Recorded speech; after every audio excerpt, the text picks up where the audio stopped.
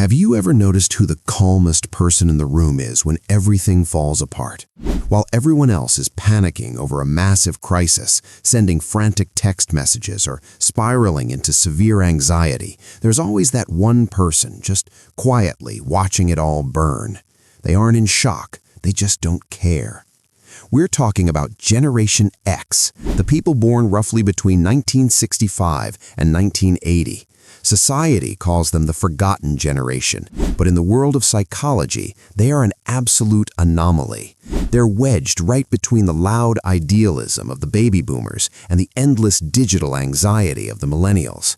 Gen X didn't just survive the chaotic shift between the analog and digital worlds, they built a massive, impenetrable psychological wall to do it. The reason they handle modern chaos so well is entirely rooted in a very specific, quiet childhood trauma. They were the original latchkey kids. Let's talk about what it actually meant to be a kid in the 1970s and 80s in the United States and the United Kingdom. It wasn't the picturesque, highly supervised childhood of today. Their parents were working much longer hours or getting divorced at record-high rates. When a Gen X kid came home from school, there was no one there to greet them. They had a house key on a string around their neck. They let themselves in, made their own food, and sat alone in front of a glowing television screen for hours. Nobody was hovering over them. Nobody was asking them about their feelings. If they scraped their knee, they bandaged it. If they felt sad, they swallowed it. This created a profound emotional detachment that still deeply defines them today. In dark psychology, we look at how environments force human adaptation. For Gen X, extreme self-reliance wasn't a choice, it was a brutal survival mechanism. If you can't rely on the adults around you to be emotionally available, you simply stop expecting anything from anyone. You kill the expectation of rescue. You learn early on that no one is ever coming to save you. That is exactly why today, Gen X seems incredibly cynical and heavily guarded. They have an automatic, built-in immunity to manipulation. You cannot gaslight a Gen X person easily because they don't look to you for reality validation in the first place. They naturally distrust authority, massive institutions, and overly enthusiastic people. When a new corporate policy is announced at work or a global crisis hits the news cycle, millennials might panic and boomers might get angry. Gen X just rolls their eyes, makes a deeply sarcastic joke, and goes back to whatever they were doing. They have already survived a childhood of complete emotional isolation. A bad day at the office or a sudden societal panic is absolutely nothing to them. Think about the Gen X people in your life right now. Are they the ones who absolutely never ask for help, even when they clearly need it? Stop right now and tell me in the comments if you know someone exactly like this or if you are that person. I read every single comment and I want to know your personal experience. The science behind this generational behavior is totally fascinating.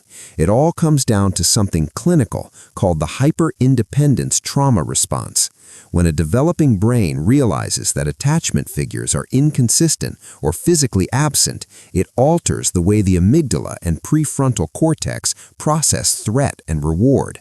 The human brain literally wires itself to view vulnerability as a massive physical risk. Social reliance is categorized as dangerous.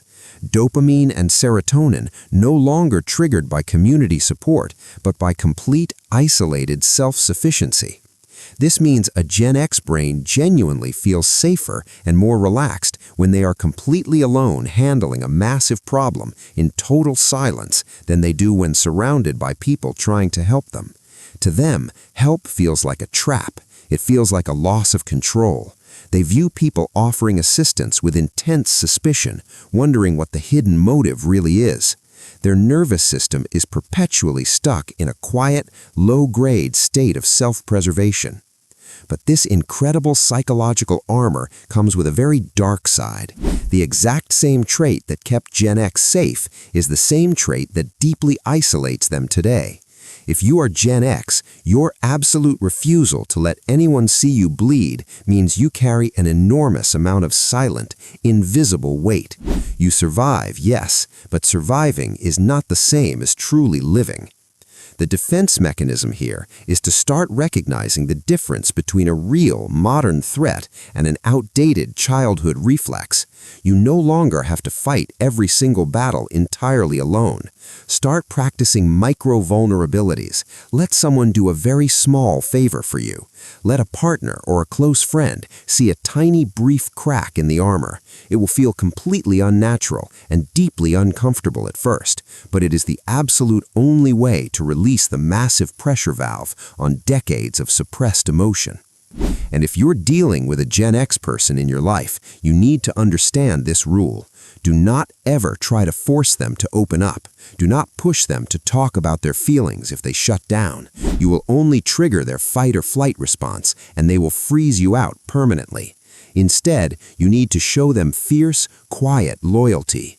Prove that you're consistent over time.